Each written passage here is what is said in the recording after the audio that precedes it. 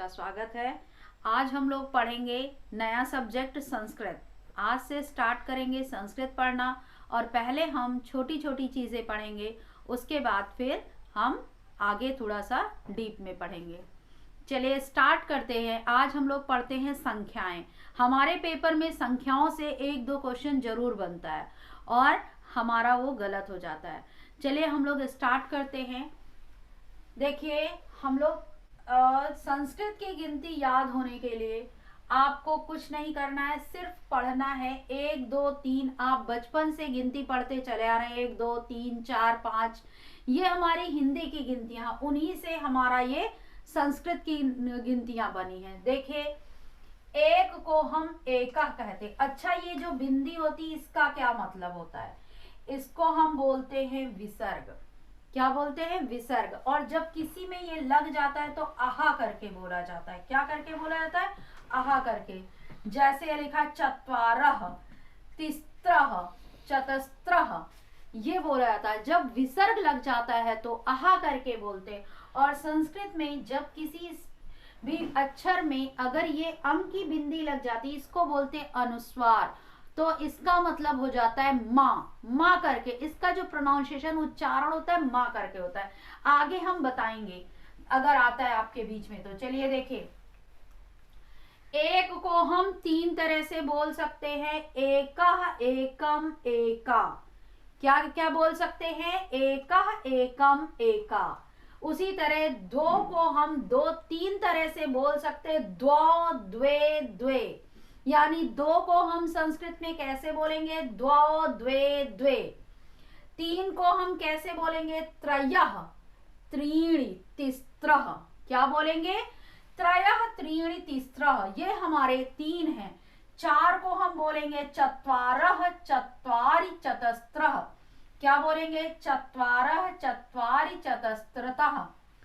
क्या बोलेंगे? चतस्रः। 5 को हम बोलेंगे पंच। 6 को बोलेंगे षट। 7 को बोलेंगे सप्त। 8 को बोलेंगे अष्ट या अष्टौ। अष्टौ मीन्स क्या होता है? 8। और अष्ट मीन्स भी क्या होता है? 8। 9 को हम बोलेंगे 9। 10 को हम बोलेंगे 10।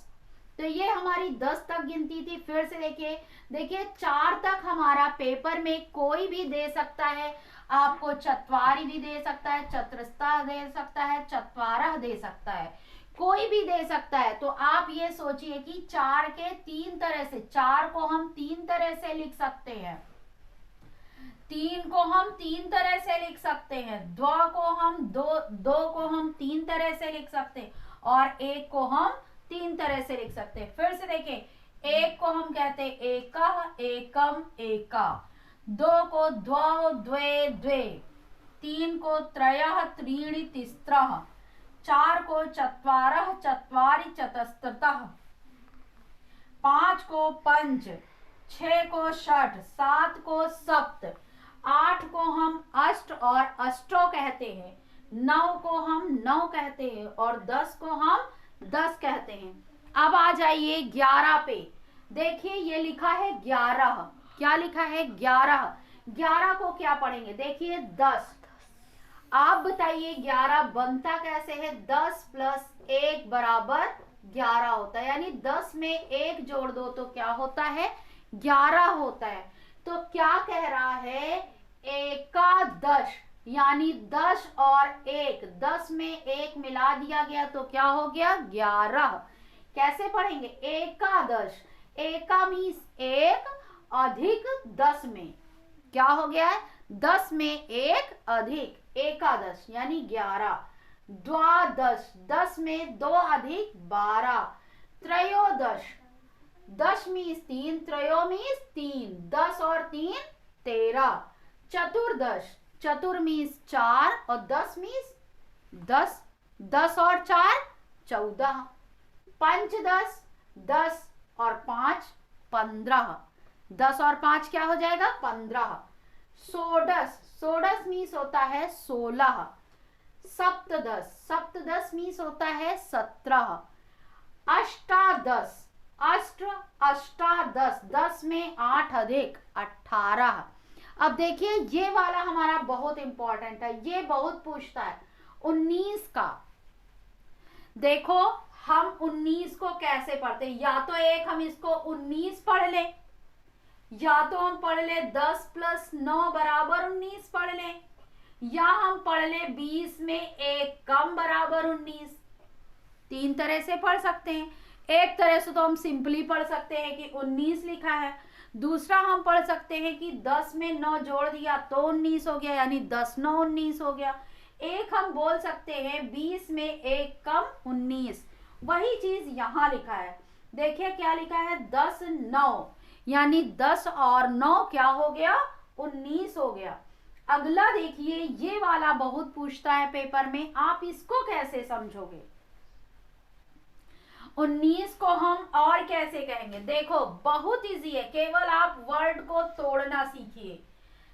कह रहा है एकोनविंशति,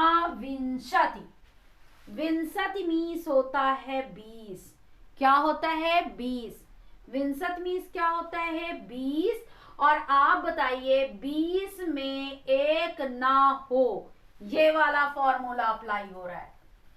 कौन सा हो रहा है, 20 में एक ना हो तो क्या बन जाएगा 19। देखो क्या लिखा है एकोनविंशति, एक ना हो 20 में, यानी 20 में एक नहीं होगा तो क्या बन जाएगा 19।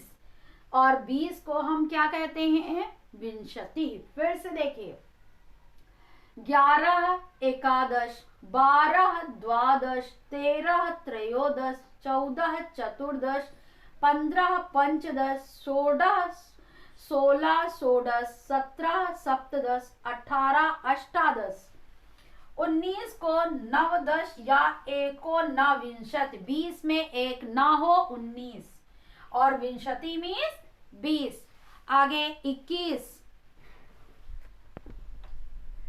चलिए आगे देखिए 21 को हम लोग क्या